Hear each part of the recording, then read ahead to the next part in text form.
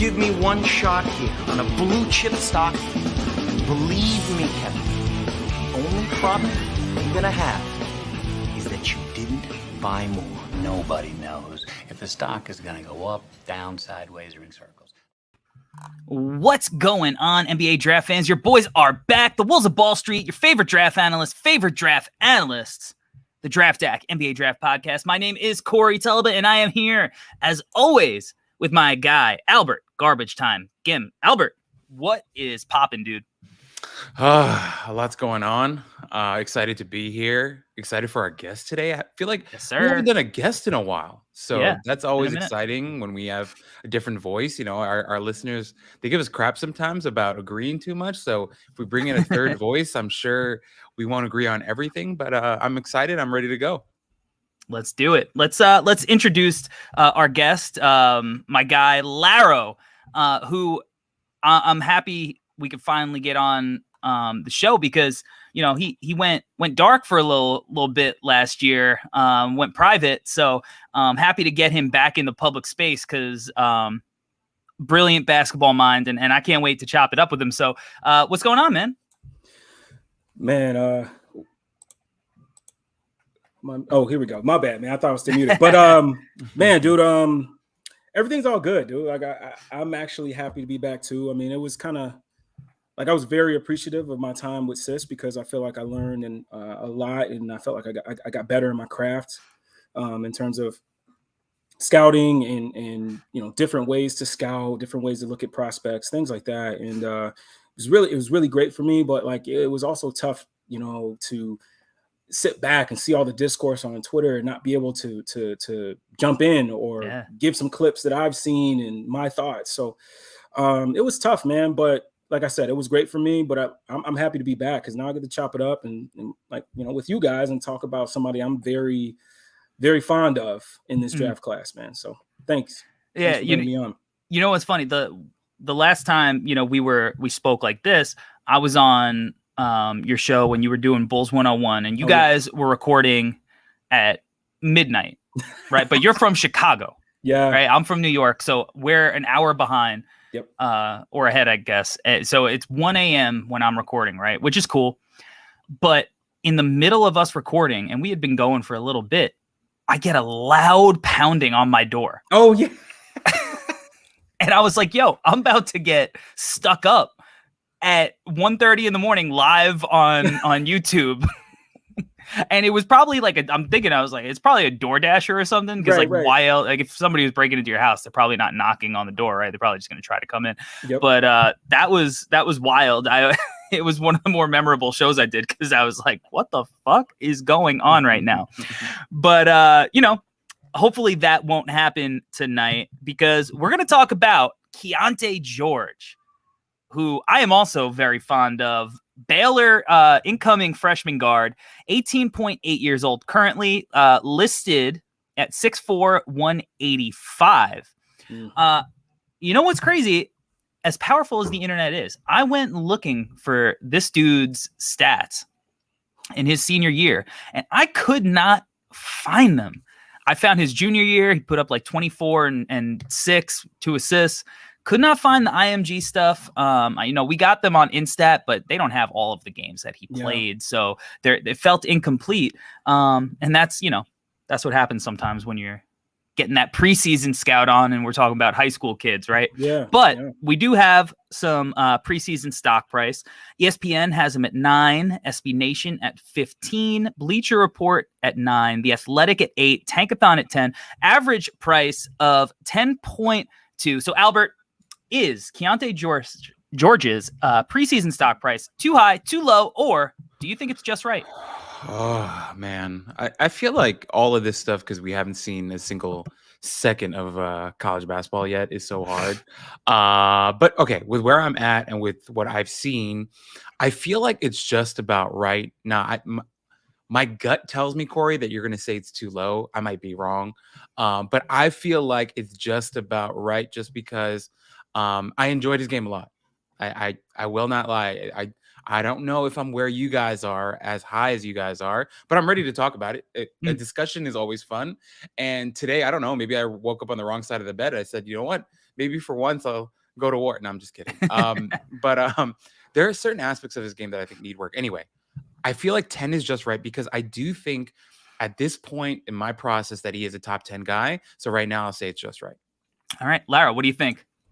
Yeah, man. Yeah, I'm pretty high on him, man. I love the game. I think there's a lot to build off with him. He already has a lot to offer, especially as a freshman for Baylor. But to be where to not be too high and just actually be kind of in the middle of the road, I guess I'll say. But I think 10 is probably good. I think he's a top 10 guy, but I can definitely see him rising up the ranks there. I think one of the things that I regret when I was looking at Keyonte, one of the things, and they're not all the way the same player at all, but like I remember watching Jaden Ivey his freshman year, and my eyes were telling me like, yeah, there was a lot to work on, and then I ended up seeing the U19 FIBA, and stuff was just popping off the screen, and I was just saying, man, I think this guy's a top 10 guy. But I just wouldn't allow myself to get there for some reason. And I'm not going to do that anymore. Like I when you watch Keyonte, man, I definitely think he should be higher than 10, but I think 10 is a good starting spot, especially since he hasn't played a lick on the floor for his college team yet. So. Yeah, I mean, so much of this is predicting and projecting forward. So these rankings, if you're off a little bit, that's fine because we're going based on high school tape, AAU, whatever. And that's not necessarily the same playing field for all of these kids. They're playing different competition. But I will say this, Albert, you're right. It is too low for me. I have him as a top 5 pick. There it is. As a top 5 pick. I think he's going to form an absolutely filthy backcourt at Baylor with Adam Flagler, who was one of my guys who I thought I liked a lot last year as like a deep sleeper in the draft. I think that he's the perfect kind of guard for that offense, that defense. And I'm getting in early on him because I see so many skills that I think are projectable NBA skills. So I'm glad that he's being recognized as a top 10 talent, but I think that he is going to prove that he has stuff in his bag that are going to make him more than that. So currently, and my board is incomplete. I haven't watched every single player yet, but currently I feel all right saying he's the number 3 guy on my board after Victor and Scoot. I feel all right with that. Corey is Kobe in the Nike commercial where he says more is where Corey's at right now. Also, happy birthday to Kobe Bean Bryant. Also, yes, happy belated birthday to Corey, whose birthday was yesterday for our listeners. Yes, sir. Happy out birthday, there. brother. So, appreciate special that, week. fellas. Special week. Appreciate that, fellas. Yeah, special week. My wife knocked the birthday gift out of the park. I got some Jordan 1 low golf shoes. Oh, wow. Yeah. Hell yeah. Yeah. So I could, yeah. So I'm gonna be looking fresh on the links. And with the fall weather coming, I'm hyped. It's it's gonna be dope. Yeah. Corey, that's a 35 and older gift right there. I love it. Hey, shouts to your wife, man. Great gift. Yeah, she crushed that. She absolutely crushed it. All right. Let's get into, the scouting and, Albert, I ask you this every week. I'm going to let you decide again. Where do you want to start with Keyonte's game? Let's start with the shooting because I want to talk about this with you guys. So let's do it. All right. Let's talk. What do you want to, are you a buyer? Are you a seller? Where are you at with his shooting? I am a huge, big time buyer. However, there is a however here. All right. There needs some fine tuning needs to happen. So for me, I love the confidence. I absolutely love that he's like, in his mind, he's like, oh, a jumper is a weapon for me. My jumper from anywhere on the court is an absolute weapon for me. I love that. I love that he's going to walk into college and he's going to be like, oh, you guys all have to be worried about my jump shot because it's nasty. I love that, right? I do think there are times where because he's so confident, he gets a little bit nonchalant with his shot, a little bit loose. and things start to get a little disconnected. And I never want to use this word because I actually don't think it's accurate, but it felt not lazy, but a little just, I think nonchalant's the best way to put it. There are times where I felt like he wasn't as focused and as locked in. Maybe it's because of his confidence, maybe because of the competition he was playing against. When he would get a little bit loose, I thought his shot would get a little wild. He had some, like, let's call it for what it is. On his tape, he had some wild air balls. He had some weird misses here and there, side of the backboard stuff. But I don't think that it's anything mechanical. I think it's just in those moments he got a little nonchalant, is how I want to put it, with his shot. So for me, big time believer. I would just like to see more tape for sure on the college level. And I would just like it if he would be a little bit more locked in at times. So it's not even a critique per se. It's just, I'm excited for him to build on that and to just get better. So yeah, I'm a big time buyer, but I did think there are times when the focus would come and go, but I'm sure there are a lot of outstanding reasons for that. Larro, what do you think about Keyonte's projection as a 3-point shooter? Oh man, look, I think where maybe Corey is the same way, is when I watch prospects, I kind of put myself in a coaching kind of area, mindset, I should say. And when I watch Keyonte, man, like you said, I think it's a weapon. There's no doubt.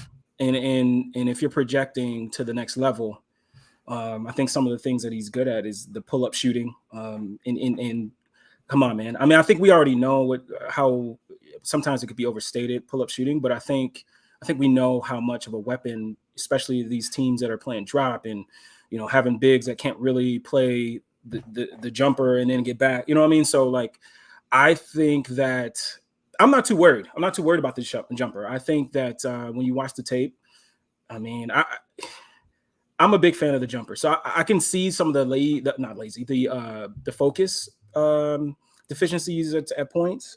But I think when we talk about it later, I'm pretty sure the defense is where I think more off ball is what I think that's what comes up for me sometimes is the focus. But in terms of the jumper, I'm very much in. I'm a buyer of the I'm the same way, and I'll touch on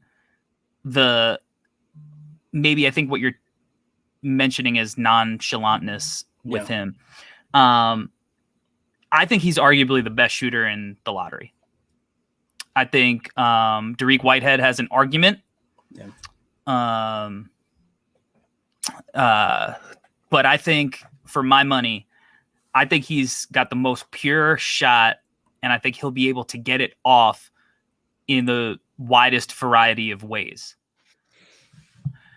Where I think sometimes I think I see what you mean with kind of that nonchalantness with the shot.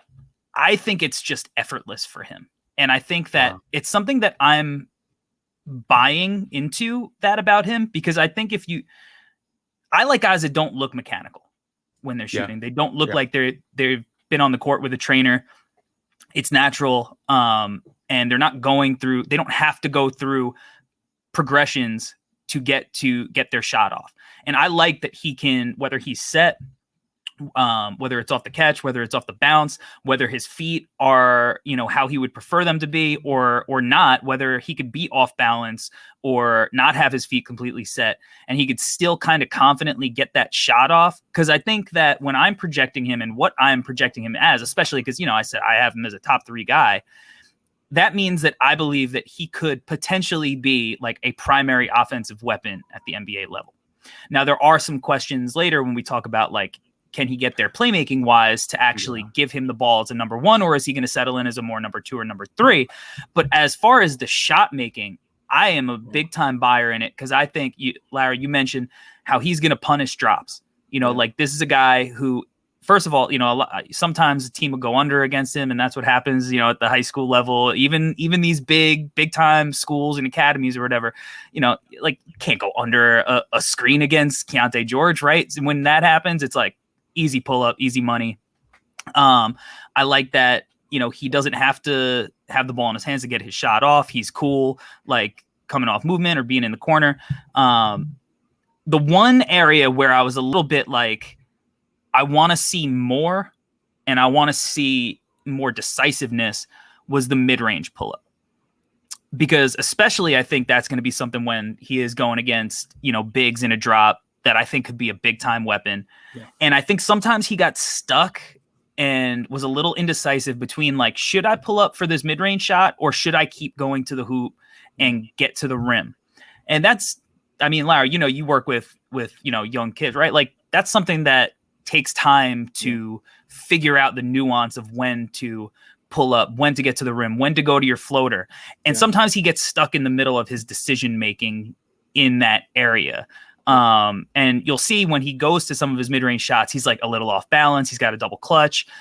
So I think that's something I think as a shot maker, he needs to kind of hone in on. Yeah. But just as a shooter, like a pure shooter, he's my favorite in this lottery, personally. Corey, if I can just piggyback off of what you're saying, I 100% agree. Like I said, I'm a buyer in the shot as well. The only thing is that the thing you said about his footwork, this is just my opinion. I thought there were moments where, like you said, he is such a good shooter that he could be kind of free flowing with his footwork. There were times though when I wished, damn, in this moment, you have so much space, and whether it's because he created space or because the defense gave him that space, there were moments where I wished, hey, man, you have that half second here to set your feet for the shot, and he chose not to. And once again, Corey, it's not like a major criticism. I think it's if he could just tighten that up, because my thing is when his feet are set, it's almost automatic. Like I was almost tracking them on my notes. Like there are so many games where when he was, especially shooting off the catch, if his feet are set and he's squared up, I might as well watch the next clip or move on or fast forward because I know it's going in. It's that good. But the only critique that I had when I talk about him being nonchalant, there was at times about a half second or more where I felt like he could have set his feet and had a better shot, but because he didn't, he would have a miss or whatever. So that was like my only small critique, but I'm definitely with you guys. So Larry, I want to see where you're at on this. I think one of the things that, because I know what you mean, all of these kids right now, from Victor on down, all need things that they need to work on, tighten up. When you talk about like that extra half second, I think sometimes, because he's, man, like this is like as pure as a scoring shooting threat as there is. I think sometimes when you take that extra second to like set up, it takes you out of your rhythm. I think sometimes like when you're maybe not like off ball, I think that, like go watch Clay and see how this dude is always able to square up and get his feet set off the ball, whether he's running off a pin down, sprinting in transition, whatever it is, that dude off ball, his feet are perfect every single time. Right. So sure, that is something you could always tighten up. But I think sometimes when you're shooting off the bounce, I don't know. I think it's easier for shooters to just not think and go through process and just like, I know I can get this up. And if I use that extra half second, it like throws off the cadence of the way that you play. I don't know. Larro, you could touch on that. And if that's something you've seen while you're coaching. Yeah, no, I think that's totally right, man. Because I think one of the things that you don't want to do, especially during season, is kind of like break up his rhythm. You still want him to play with that. Like you're saying, Corey, like when he's coming off the bounce, he takes a step back or he creates that space, right? Like if you're not working on that a ton, like you just kind of want to stay in the flow, right? Take that shot in rhythm. But I think that's something like as he, at Baylor, who knows, man, when he gets to Baylor, gets with the guy, the assistant coaches, they sit down, hey, man, this is something on the tape that we noticed. Maybe it's something that Albert said, hey, we're going to really work on this because we feel like if you can really create the space and work on getting your feet set, you're automatic, so like that could be something that they already are talking to him about. And and I've got to be honest, man, when it comes to shooting, and that's the thing that you're worried about, you know what I mean? Not inconsistencies of your follow through or anything like that. Like as a coach, like, oh my God, thank God, okay, we could work on this. We'll take a whole summer or whatever, 2 or 3 months and really just drill home, bounce feet, whatever, but yeah, I totally agree. I can see what you're saying, Albert. But I think it's an easy fix. Yes. It's just something he'll really have to just focus on, whenever he has time to do it. But yeah, man, I agree with you, Corey. It's right now, it's kind of like, especially during the season, you don't want to kind of mess with that rhythm at the moment. Maybe it's something that you really work on in the off season and really drill it home. in some ways it's kind of a luxury, right, guys? Like I think that's what you guys are trying to say. Like Yeah. he is such a damn good shooter that the fact that the only real critique we have here is so minor and so fixable speaks to how good of a shooter he is once again. So I'm with you guys. I think for me, I just wanted to find something because he's Yeah. such a good shooter. Yeah. I was like, okay, let me not jump out of the pod and be like he's perfect, you know? So Right. I feel you. that's all I You wanted knew to I do. was gonna, you know, take that Exactly. route. So you got. Speaking of which, you know what I loved? This is one of the things that stood out to me the most because I think with guys like him who are such natural scorers, I love his floor game.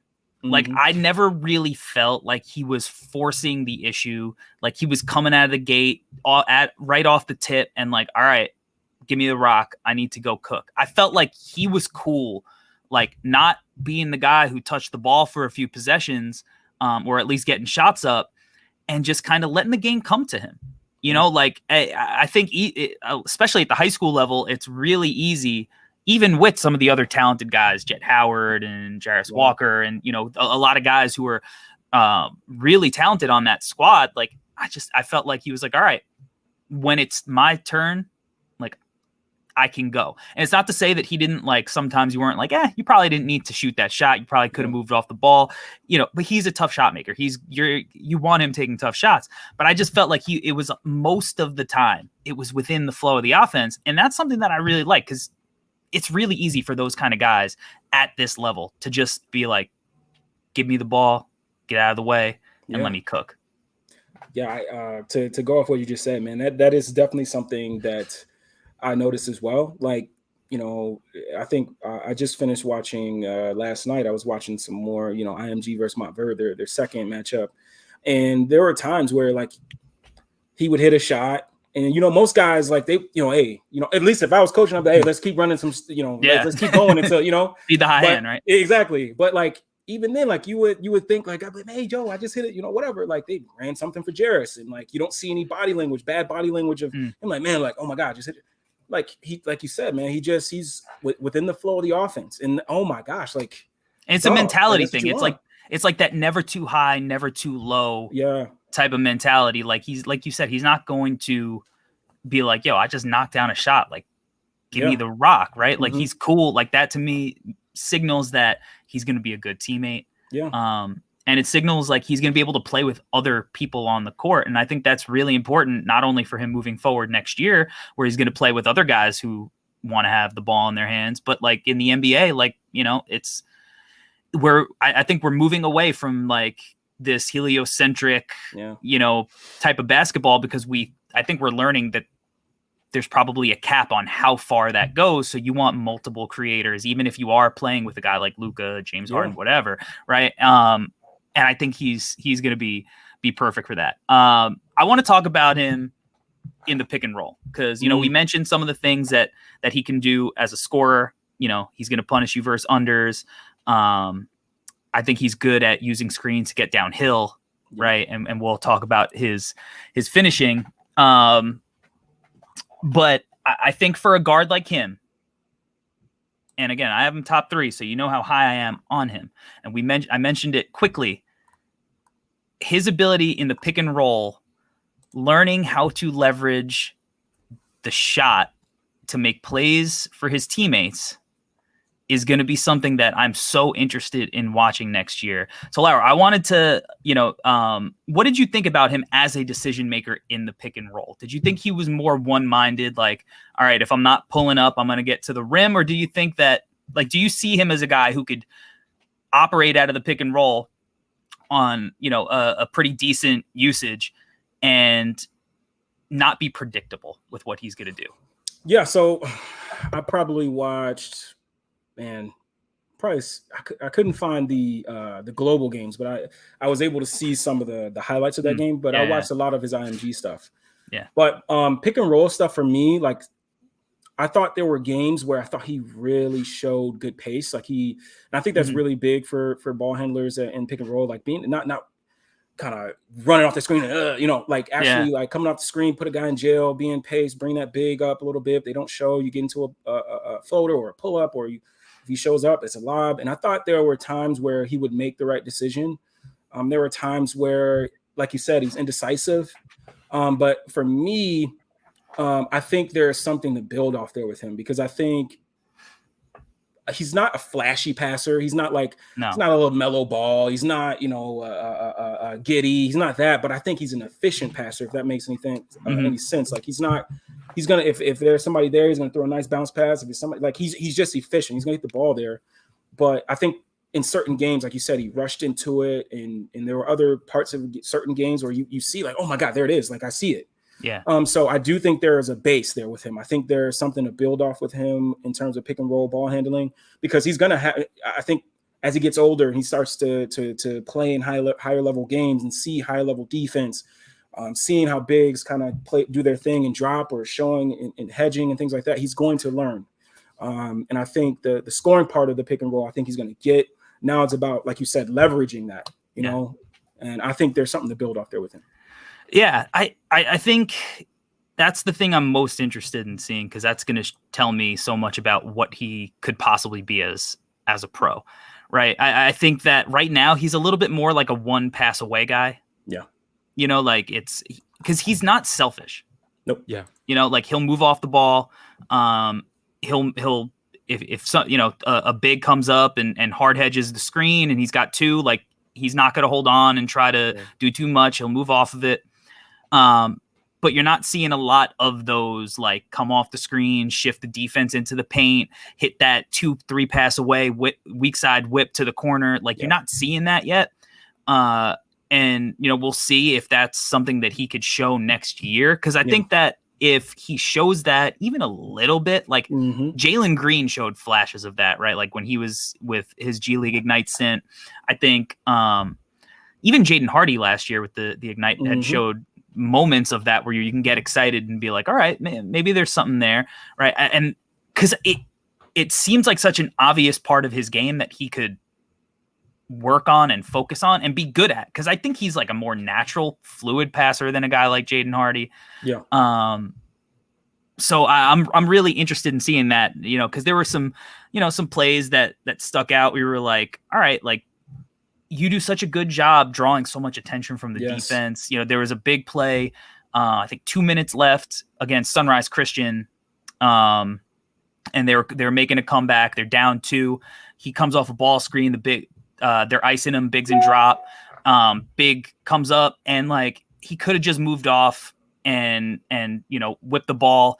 It would have caused a scramble. And I think it was to Jarris Walker who would have had like an open lane to either like flush it or finish or even, make a play off the scrambling defense. And he kind of just like I said, that indecisiveness, like he didn't know exactly what to do yet.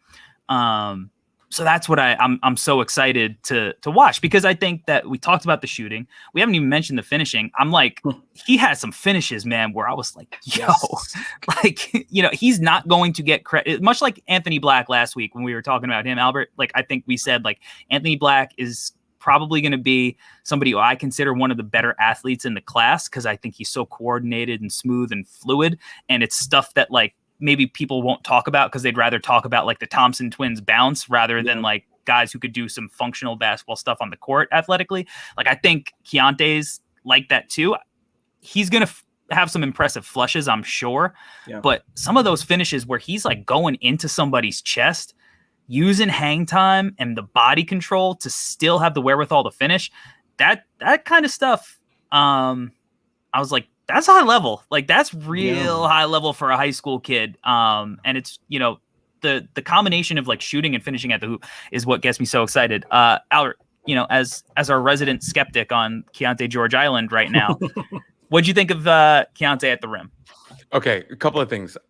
Before, when you talked about the floor game, what came to my mind while I was watching this kid play, it's like, oh, he's gonna fit in so well at Baylor. Like you talk about these Baylor guards who can play on and off, who have great mentality, great spirit on the court. He's one of these guys. He's an absolute bulldog. But the thing that I want to be honest, Corey, heading into the whole Keyonte George film deep dive for me, I was expecting him to be kind of like a wrecking ball. But to his credit, I loved how he was actually really slippery. So when you guys were talking about the pick and roll stuff, really slippery at times, but when he gets to the rim, the thing that I loved is, he can take contact for days. He is so tough. he embraces the contact. But I loved how slippery he was at angles and slipping into like spaces and with timing, that I was like, I was not expecting that at all. I thought he was just going to be like this like really aggressive, this fireball going to the rim. Not that at all. There is a beautiful finesse to his game when he gets going down to the rim, where he's so good at using angles and timing to kind of get through tight spaces and to create opportunities for himself. Where, yeah, sometimes he'll get hit with a big and he'll embrace that contact and finish over it. But also a lot of times where he'll leverage, whether it's the passing or the shooting or whatever, and the timing of it all, to really create nice open looks for himself at the rim as well. So I did want to say that. And Corey, just kind of piggybacking off what you said about the passing as well.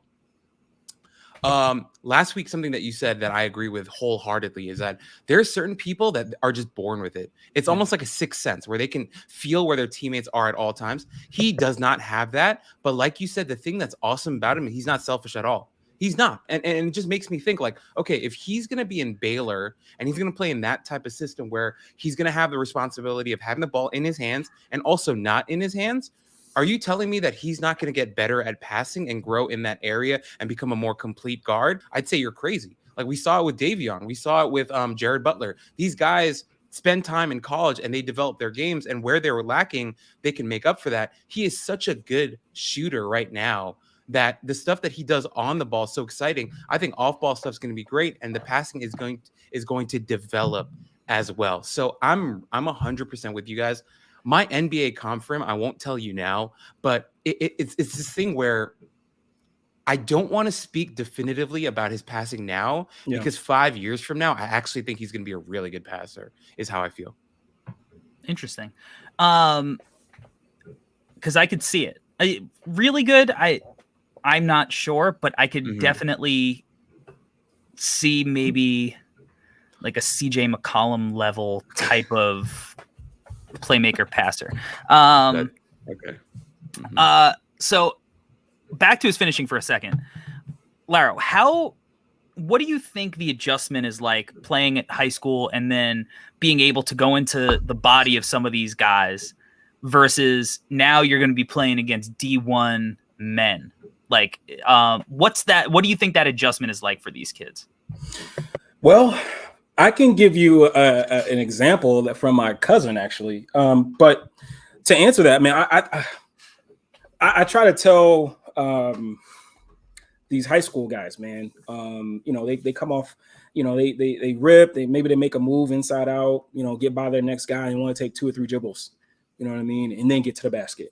And I keep telling them, like, guys, look, man, these guys you playing in your conference right now, them dudes, if you want to get to the next level, the dudes that allow you to make, get an inside out, then you go in between the legs, then you go over, and then you ain't got that much time. Like once you get inside that 3-point line, you have to be efficient. You have to have these different types of finishes. Maybe it's a jump stop, extend and get to the basket. Maybe it's a inside hand finish. Maybe it's goofy legged, finish, like different things you got to add to it, because these colleges, especially the level that Keyonte is going to be going to, is these bigs, they are huge. The wingspans, 7-foot wingspan, 7-foot guys, 6'11", 6'8", 9 guys with 7-foot wingspans, whatever it is, lateral quickness is crazy. So you have to understand that, like, you have to get to that basket. You have to have different ways to finish, and you got to take contact. You got to be able to go into a shot blocker's chest and be able to extend and finish off the glass. And it takes time, because I think Keyonte, one of the things I do love about IMG and the Sunrise Christians and AZ Compass, like, they're playing against high level athletes. So like, it's not like Keyonte is going against, he's somewhere out where I'm at and he ain't playing my team area. You know what I mean? Right. And he's used to like just getting there and being able to dunk everything, like, no. Right. For instance, you watch Jarris Walker play, like, if a dude gets by Keyonte, he better be ready to go, because Keyonte is rotating. Jarris is rotating. He's going to try to send your shit to the 3rd row. You know what I mean? So it's like, you got to be ready for it. And I think Keyonte is going to be a guy that is going to be able to adjust because of that. What is it? NIBC is the name of the conference they're in. And like, that conference is huge for guys like Keyonte, because you're going to be going against guys that are going to that next level. So you're getting a little bit of a taste of it, but now, you know, maybe there's a second year guy that came back and now his, you know, reading of the floor is a little bit better. So you gotta. I think Keyonte's gonna be just fine. I think that's like you said, Corey and Albert. Like I think finishing is gonna be a strength of his, and he's a bulldog, man. Like he's a bulldog. He's gonna go into your chest and he's gonna try to go through you and then finish with some touch and finesse around the basket at some points. But yeah, finishing is not something I'm worried about with him. I think he's gonna be just fine in that department. Me too. I like playing against those teams. Like Montverde's big is like 7'1". Yeah, you know, like they played Montverde a bunch. I think with the finishing, so much of it is like he embraces the physicality of it. He doesn't shy away. A lot of these guys that I think have trouble finishing is because they're trying to finish like around guys instead of like just going in and either like getting to the line or actually trying to finish through somebody's chest. Yeah. And I like that he could do it. Albert, I like that you mentioned he's not like a wrecking ball who's like a walking charge. So he's going to go into bodies, but he has the slipperiness, the slitheriness to not draw charges. And I like that he could go either way. Like he could go up left, he could go up right. Because one of the things that, you know, I've been meaning to, you know, a segment bring up with you. And I think because we got another coach on the show, I think we might as well rock it out now and experiment and workshop it is, what would you do if you were an opposing coach? Because this is how I personally scout a lot. Is I go, all right, I'm a coach. I'm playing against Killian Hayes. Okay. Right. What am I doing? What's my game plan for him? How am I throwing him off his game? How am I not allowing him to get to his strengths? You know, with Killian, I mean, you know, for me, and that's one of the reasons I was a little lower on him than consensus was at the time. I was like, this dude can't dribble. Not with his right hand. He couldn't really dribble, but he really couldn't go right. So like, that's just an open, easy one. Like without overcomplicating the game of basketball, it's like, can you dribble with your offhand? So Larro, as a coach, what would you do to game plan against Keyonte George? Now, let me ask you this. Do I have high level guys? Yeah. You got high level guys. So you're the coach of Montverde. Oh man, here's the deal. So with Keyonte, I'm not letting him get comfortable. So we're not going under. We're going to go over, and we're going to switch up coverages. We're going to hard hedge at some points. We're going to, you know, aggressive drops. So we're showing and we're going to drop with them.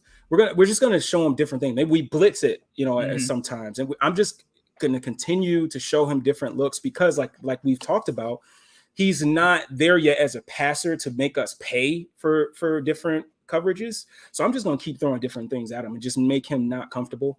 And I mean, at least that's what I would do. I'm just going to keep shuffling it up. We're going to have different names for each coverage, maybe red, blue, but whatever it is. And he may hear the different color and be like, "Oh shit!" I know what this means. They switching up, and I just like I said, man, just keep it simple. I'm just gonna keep mixing it up, hard hedge, drop, you know, blitz, switch here and there. Just if we have switchable guys, which if I'm not Verd, I think we do. So I keep switching it up with him, man, not letting him get comfortable. Go ahead, Albert. Sorry, no, I had a question. This is so exciting for me. Because if you listen to our pod, you guys know how much I love picking Corey's brain about this stuff because he's our resident coach, and now I have two coaches, so this is more fun for me. It's something that you guys mentioned earlier in the pod is that his mid-range shot is something that he's not necessarily super comfortable with, doesn't do a lot. So, Larry, you mentioned this, you throwing different stuff at him. For both you guys as coaches, what are certain things that you can do if you're coaching Montverde? What are certain things you can do to kind of leverage that, to kind of push him into that mid-range area and make it uncomfortable for him? What are certain schemes or different tactics that you guys are throwing at him that'll lead him to be uncomfortable in that mid-range area? You can go, Corey. Okay. For me, I think the first thing I want to do is I want to play no middle against him. I want to ice his ball screens. And I want to use somebody who is mobile as a big to play a little bit in a drop. Yeah. So I'm pushing him sideline. All right. And now we talked about how he's not necessarily this, you know, Luka type passer, Trae Young, who's gonna like whip cross court passes.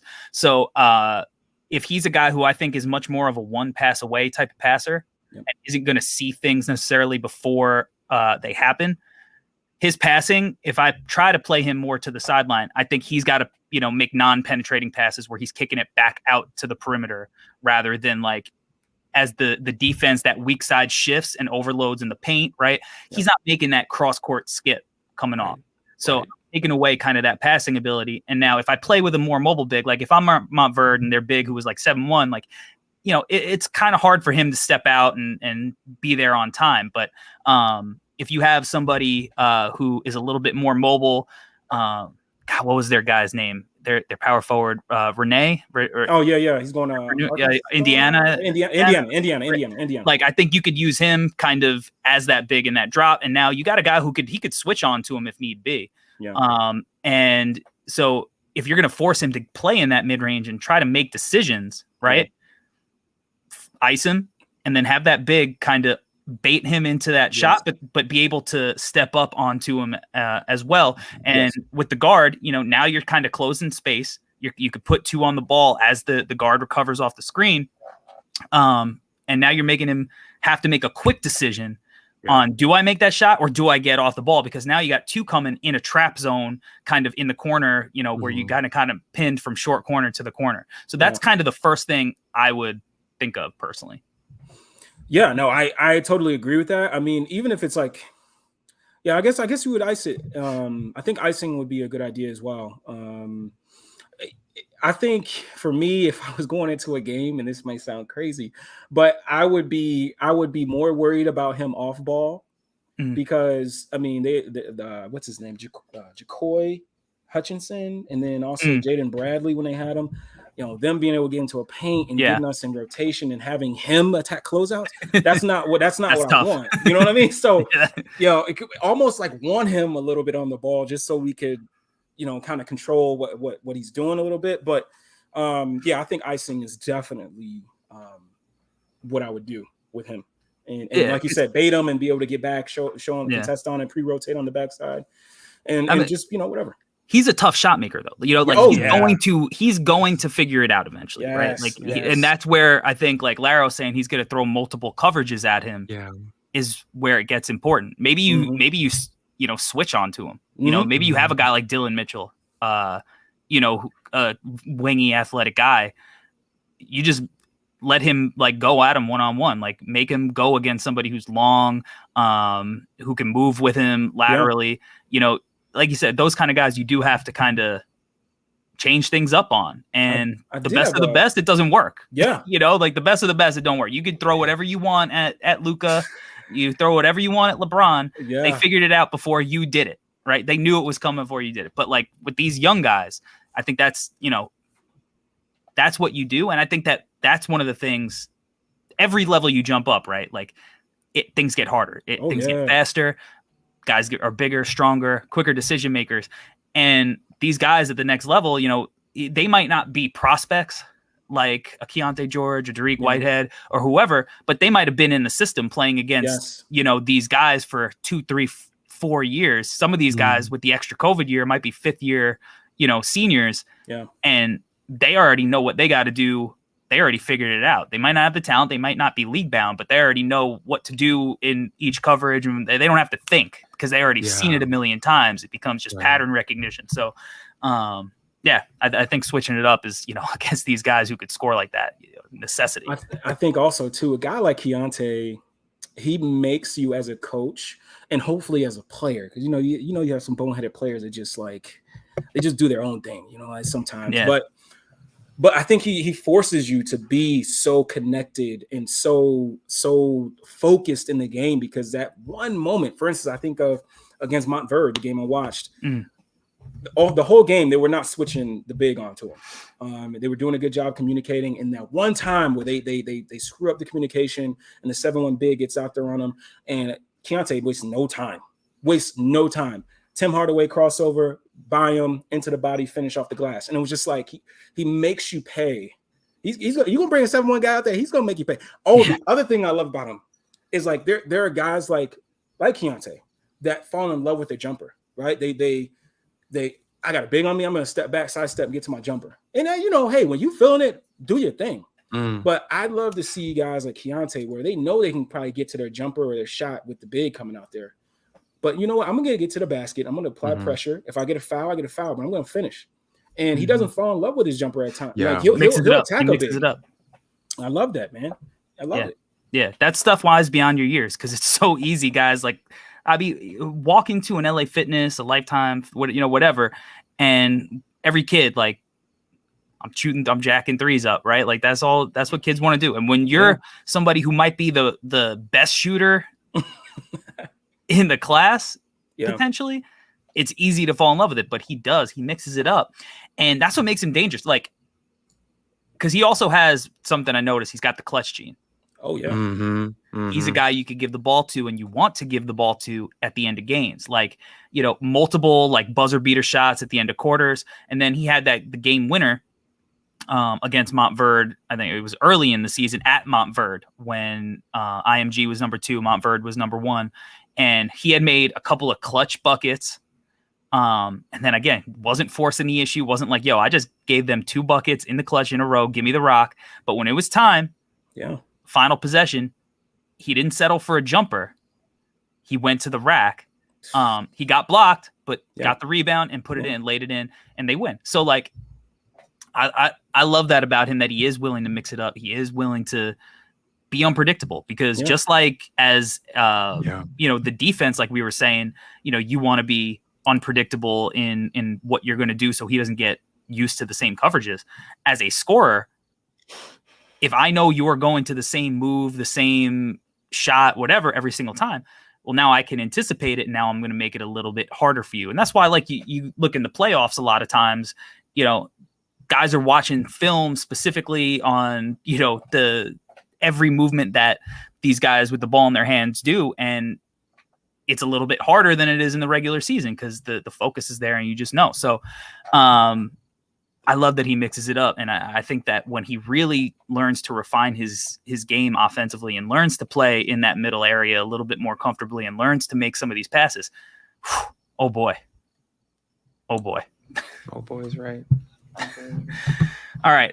Let's take a quick break and then we will get to Keyonte George's defense.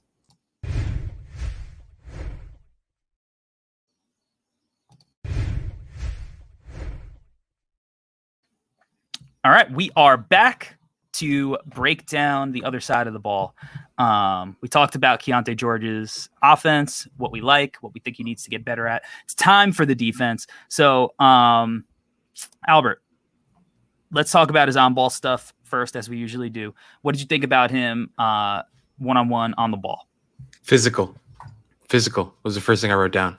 I posted a clip on Twitter about a week ago. I don't remember actually. Maybe it was a week. Yeah, actually over a week ago. I think he's really physical. Well, we talked about the physicality on the offensive side. Defense, same thing. He can really get his chest into guys. Does a really good job. I think he moves his feet well. I think his hands are really strong too. I think, Larro, you mentioned this before, the off-ball stuff. But I'll wait for the off-ball stuff, and I'll let you guys talk about that a little bit more, talk a little bit more about the X's and O's. But on the ball, I liked it a lot. Thought he was tough once again. I thought closeouts, he did a pretty good job at times, but also it's not all the time. So there's some of the inconsistency there. But no, first off, I want to say, once again, I'm really excited to see him play at Baylor. Like, I think it's unbelievable that he ended up there. And I'm really excited to see him get even better on the ball and off the ball. You guys will talk a little bit more about, but there's some concentration stuff there too. But I thought on the ball, at least, physical was the first and most important thing that I needed to write down. And I thought he was physical, not just with his chest, but also with his hands, which I really enjoyed, and moved his feet well. So those are my initial thoughts. Yeah, my notes, I wrote strong, gets in your chest. Yeah. Oh, there we go. Which, those are the things that I love.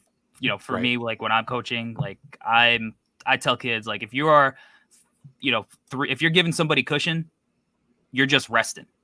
You're not D'ing up. You're just resting, right? Yeah. I love that he'll get in your chest when on the ball. He'll shade you to a side too. Like I hate defenders that play flat. Because at the upper levels, if you are playing flat again and you're not dictating the possession, you're toast. You're not. if you play Tyrese Maxey flat, like my dude is either putting one directly in your eye or he is blowing right by you. You got to make guys uncomfortable. I like that he does that. I think on pump fakes and ball fakes, I thought he was pretty good at staying on his feet. You know, he like a guy like Dariq Whitehead, who, you know, he checked a lot because they played Montford a good amount. And, you know, another high level prospect who had a couple of inches on him too, you know. He's a guy who'd create some separation or whatever, and then, but he's right there. He's on your chest. He stays with you. He's finishing high hand, and he's not jumping. You know, so where a lot of other guys might bite on a pump fake because Dariq Whitehead is a, you know, filthy shot maker. He was able to stay on his feet, make that hard for you. So on the ball, I think those are all good things for me that I'm encouraged by. And, you know, I remember, you know, going through his initial film defensively and just going like, oh, my dude is a two-way player. Let's go. Like, let's go. You know, like I don't got to, you know, kill him for that. But what I will ask you, Larro, is because we're projecting, yes, for next year, college, how is he going to then, you know, trying to predict how is he going to project in the NBA. 6'4" right now. I think he's listed at 185, but you know, we talked about his strength. I doubt you could find a wingspan measurement anywhere. So, you know, I don't want to guess on what his wingspan is, but how switchable, how many positions do you think that he potentially down the road is going to be able to defend in the NBA? Oh, man. I think right now, safely for me, I think it's just the 1 and 2.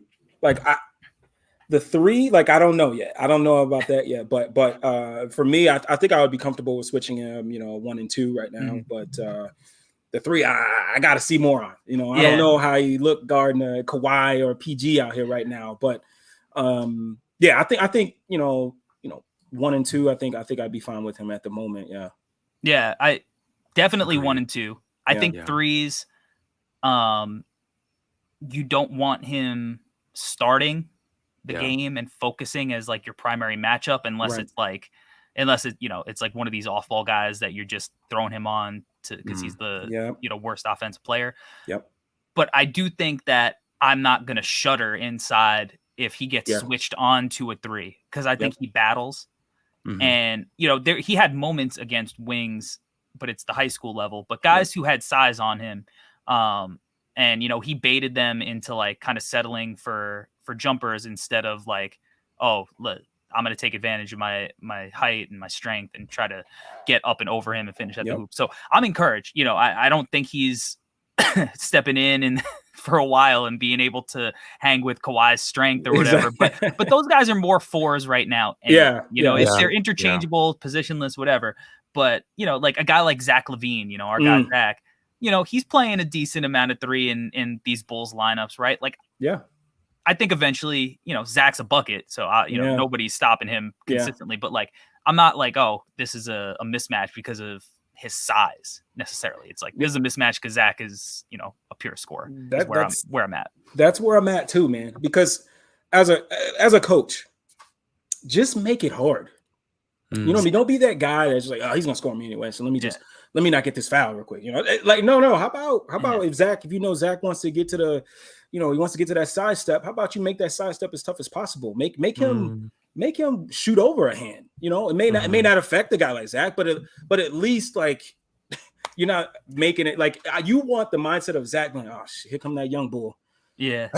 You know, let me give him my best stuff real quick so I can get this bucket. I can't be on Twitter talking about, oh my God, Keyonte just got, you know what I mean? So no, man, I think he has the right mindset, and it's the one that you want to coach as a coach, man. You know, that's it. So much of defense is mindset. Like anybody could defend, you know, at the NBA level. Like if you're an NBA player, you could defend if you want. You know, like you might not, you know, obviously like not every player is going to be a potential all defensive team guy, but like if you got the want to, you can defend. Kirk Heinrich was a bad motherfucker defensively. He was probably never the most athletic guy on his team and his lineup. He just gave a shit all the time, right? Like caring matters. And when you're potentially your best player is the guy who cares, that permeates through the rest of the team. Yeah. You know, there's no excuse if your, you know, primary scoring option is the guy who is giving a shit on defense. Like if I'm the third or fourth option, I can't be like, yo, I'm gonna take this possession off defensively because like that's how I end up on the bench if I do that. If Keyonte's guarding, I better get my ass up and guard. So I do like him and his potential as a on the ball guy, point of attack, and I think he steps up and over ball screens. Like he's got that that Baylor Davion Mitchell type of skill already to like, instead of getting hit by a screen, like what if I just try to step up and over it early so I blow it up early. So I like that about him. But we did talk about the defense and how off the ball maybe there's some stuff. So what did you see from him, you know, as a kind of team help defender, Larro, that, you know, gives you a little bit of like, these are some of the things he has to work on in his game? Yeah, no, I think for me, one of the things defensively, you know, obviously on ball, you know, if you even go to the global games, on ball point of attack defense was just stellar, like really good. And then, you know, you go back and you continue to watch some of the full games and you see that point of attack defense, I'm good with it. There are some points where he can lose a little bit of focus even on ball where he's just, you know, whatever, but he's young. Sure. It's the like you said, the one of the things that you can really just hammer home with him is that I think sometimes he ball watches when he's off ball. And he just loses sight of his own guy sometimes. And he's, you know, but I will say there are times, like I think, was it Sunrise Christian?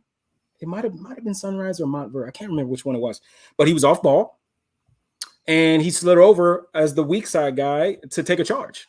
And I'm like, you see, you know, things like that, you know, you know, you see there that he's not a guy where you're like, oh man, this is gonna, you know, we got to find a way to keep him on the ball. You know what I mean? Yeah. Like you think you see that he when he is focused, when he is, you know, ball man, like he's fine. He's not you know, a sieve off ball, you know? So I think it's just one of those things where he has to, you know, stay locked in, even off ball, you know, pay attention to what this team is trying to do. When you're off ball, not just on ball, you know, don't be that guy that's like, you know, when you're off ball, like, whoo, man, you know, I'm glad I'm off ball, yo. Hey, you go ahead and do your thing. No, like, how about we man and ball and do the things that I think he can do. I think that dude is explosive enough to get over, maybe get a block at the rim or get over there, shuffle and get, like he already did it, take a charge. Yep. I think it was on, actually, it was on Derek. And we got over, took a charge on Derek, and it's just like, it's like you see it there, but it's just not enough. He just needs to really lock in on that. Derek is a kind of like the opposite to me, a little bit of Keyonte around the rim. Like I think my guy Derek is a little out of control when he gets to the paint sometimes. But sticking with Derek, you mentioned like getting caught ball watching, losing, you know. You can't leave Derek Whitehead, you know, when he's off the ball, because that split second, like that's where he's bread and his butter. Albert, what I know you noticed it too. Like, what was it about him off the ball that stuck out to you? I thought sometimes the ball watching is so real, like it's really real. And I actually have a follow-up question for both of our coaches after this. But I was thinking, like, there are times where he's coming out on closeouts and he just gets destroyed by a head fake and he's flying 900 miles the wrong way. However, there were times though where I was like, oh, that's a really good closeout. You know, he's doing the thing Corey talks about, all the choppy feet, hands are up, you know, he looks really good. But then there are other times where he's just kind of flying around like a flying squirrel all over the place. So didn't love that all the time. Here's my question for our coaches here. Let's imagine that you guys are Keyonte George's coach. He's 18 years old. He's a kid who's been playing ball his whole life. He's had so many different coaches tell him exactly what you just said to me. Hey, you got to watch ball, got to watch man, got to watch ball. You got to keep your head on a swivel. Blah. He's heard this before. Right. And I'm sure that you guys have had kids in your programs at whatever level that you guys have coached. Right. And you have kids who've heard things before. You've taught kids, hey, don't do this, don't do that. They've heard this message before. What are certain tactics that you would use for a kid like Keyonte George or an Amen Thompson or Anthony Black or whatever? What are some tactics you would use to nail home a point like the point that you guys just made? If you're playing off ball, You got to be able to play with your head on a swivel. You have to have different things in mind. How are you delivering that message to a kid who's heard this his whole life to finally retain and apply that into his game? What are some tactics you guys are using to get that done? I think the first thing is film. You got to see it. You got to see it, and you got to be okay with being called out on it. Like you can't be afraid because he is Keyonte George, potential top 10 pick in the 2023 draft, to call him out. And I'll tell you what, I know the coaching staff, at these academies and at Baylor, like they are not going to sugarcoat anything to anybody. But like anything else, man, like kids they learn differently. You could tell somebody to do something a million times, but if they did it, especially like if you're in practice and they do something wrong, like you can explain what they did wrong, right? But sometimes it's just not going to get through their head because they can't picture it. Like they acted on instinct, so maybe they can't even play what they did in their head necessarily to figure it out. But if you have it on film and you could point it out, be like, yo, you were here, right?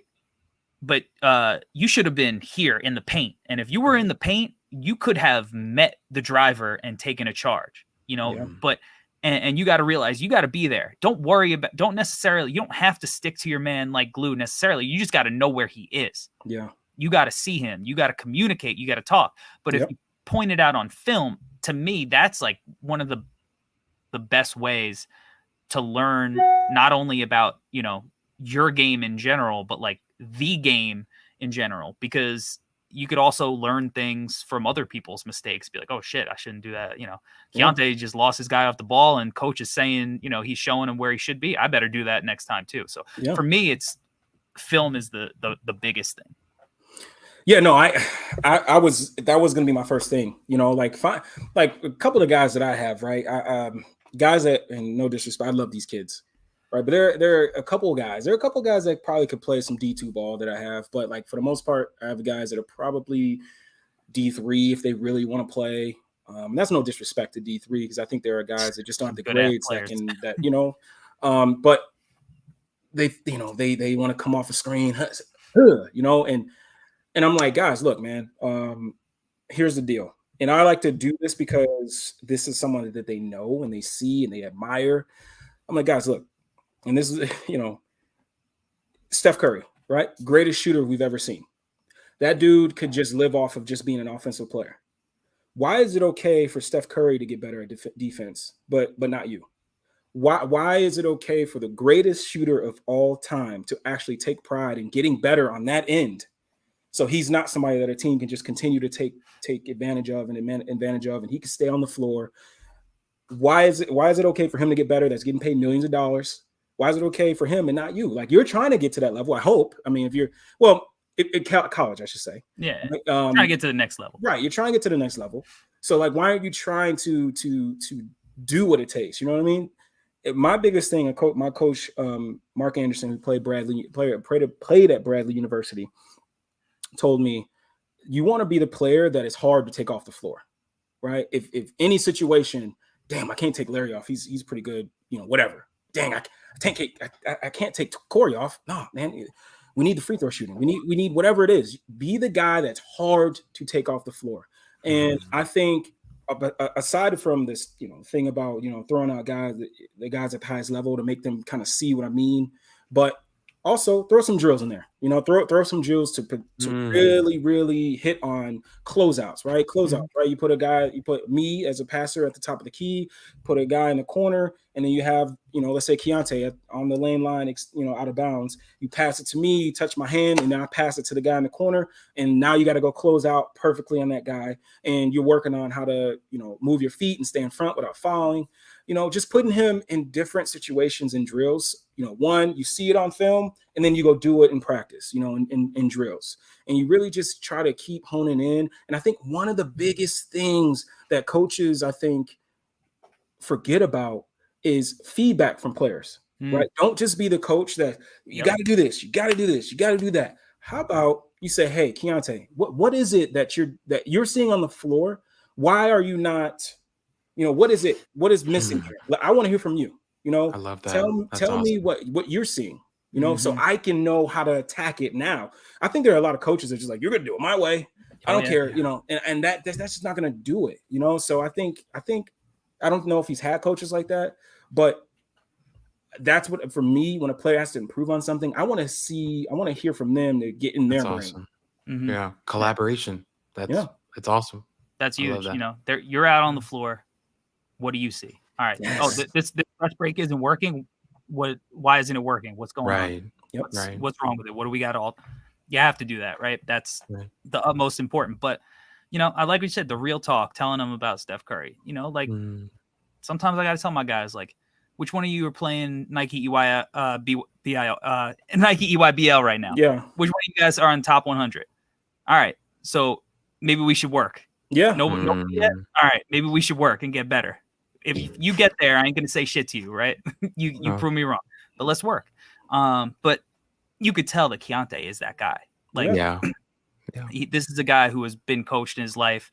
This is a guy who plays tough, and he's willing to get at it on both sides of the ball. So for me, some of the things that I have seen from him that I thought were positive, like you said, he will slide in. I do think that he knows where to be on the floor positionally.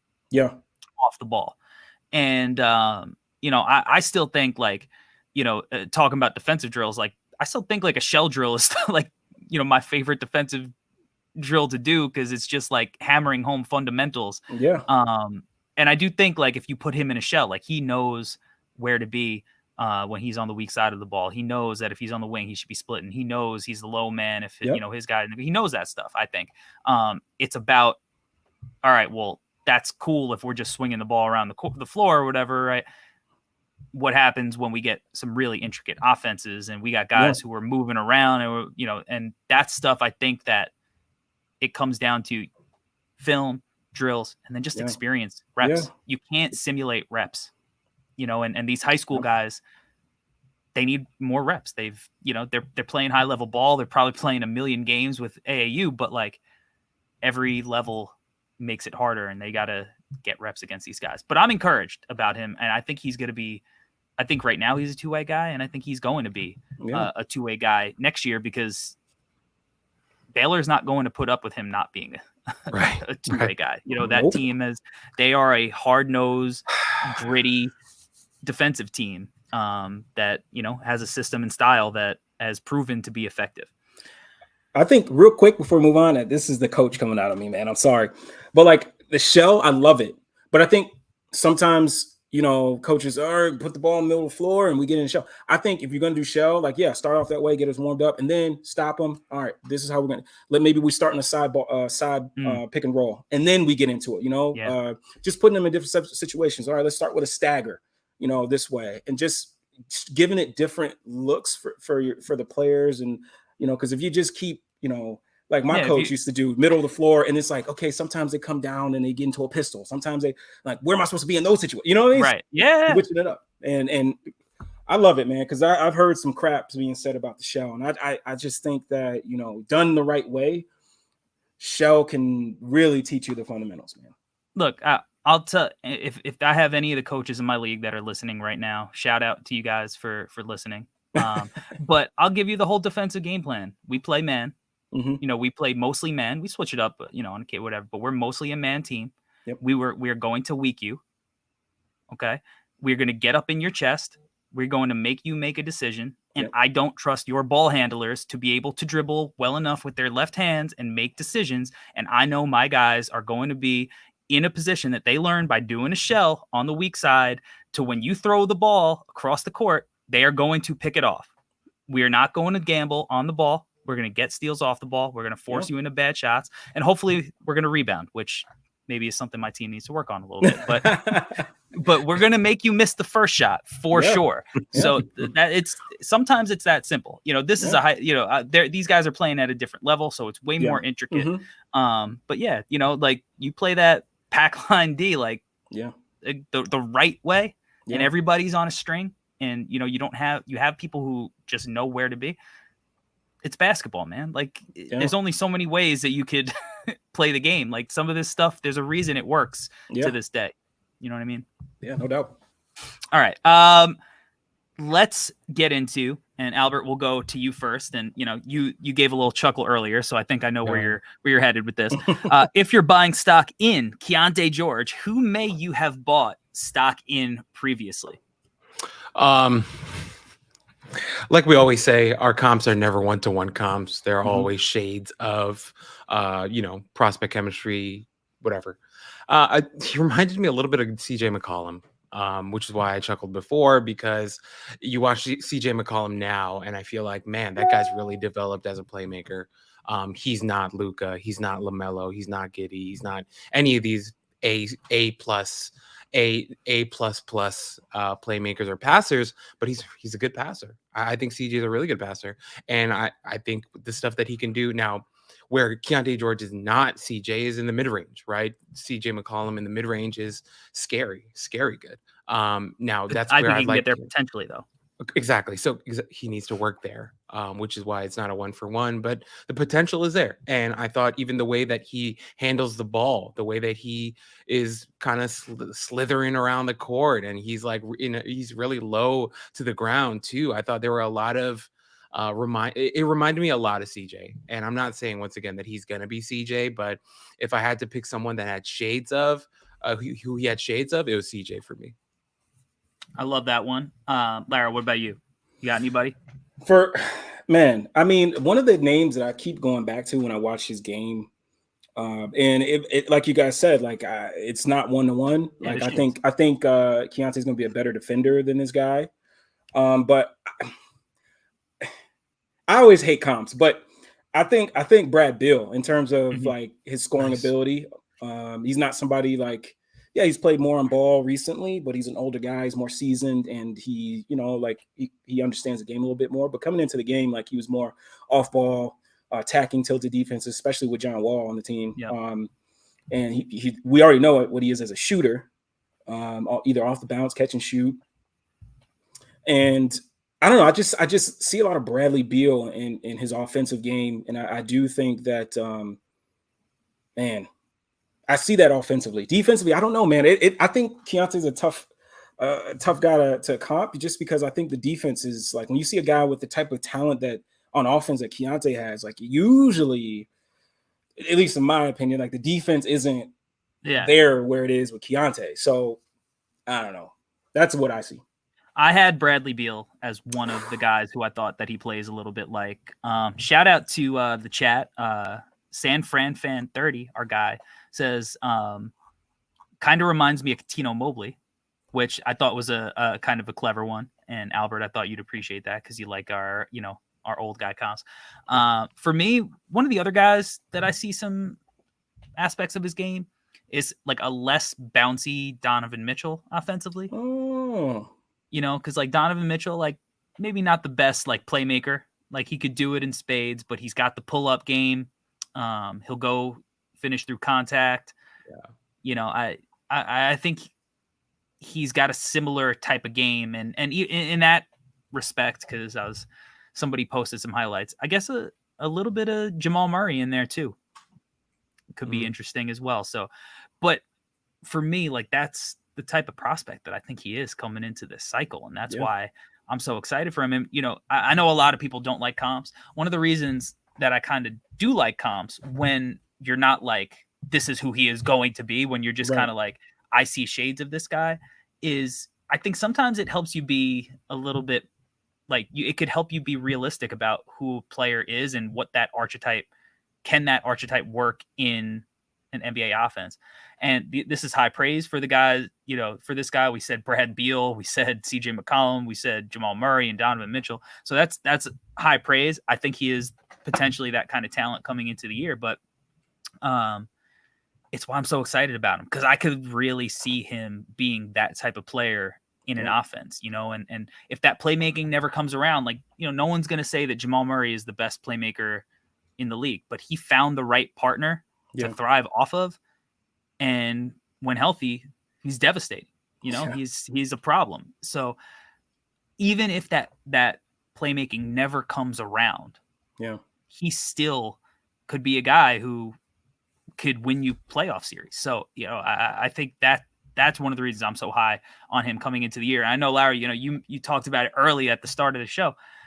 Sometimes you just got to be confident, like in your evaluation, and not really worry about what consensus is saying, and just be like, this is what this is how much I believe in a guy. Cause for me, I believe in him pretty heavily.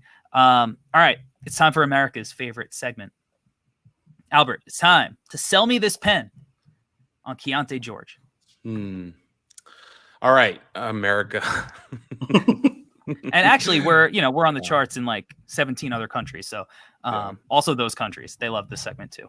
Shout out Draft Act Worldwide. Worldwide. Here we go. Okay, so this is what I want to say. Keyonte George is the beautiful mixture, combination of strength and finesse. It's really intense to watch. So here we go. So guys, if you're interested in players who are really strong, but also have a ton of talent and skill to their games, then you should like Keyonte George. Keyonte George is a guy who can shoot from the parking lot. He's a guy who can finish over bigs with his strength and savvy and slipperiness and all that stuff. Is he a perfect player? No. We just outlined for you guys a couple areas of his game that we feel like he needs to develop in. That's fine. That you should be excited about that. You have an 18-year-old guy who has a really strong base, a really strong floor as a foundation, and with good coaching, that's dependent on whatever front office I'm talking to right now. With good coaching, he may develop into a perennial all-star type of player. We named CJ McCollum, Bradley Beal, right? Coutinho Mobley, all these players, right? Jamal Murray. These are perennial all-stars that we're talking about, and that's the type of talent we have in Keyonte George. So here's the thing. The onus is on you, GM, and your team to coach this kid up right and get him to where he needs to be, because he's got all the skills that you want in an NBA type of lead-ish guard. Is what I'd say, and why you should buy stock in Keyonte George. Let's fucking go. I think we can end it there. We're putting out bangers, Albert. We are. We've been putting out some bangers. If for anybody trying to get into the draft in the preseason, ain't fucking with us right now. Lara, we're gonna let you go first. You're the guest. Tell everybody on the World Wide Web where they can find you. Yeah, man. Pretty simple for me. I'm not a guy that's all over the place, man. I'm on Twitter at _Larro Hoops.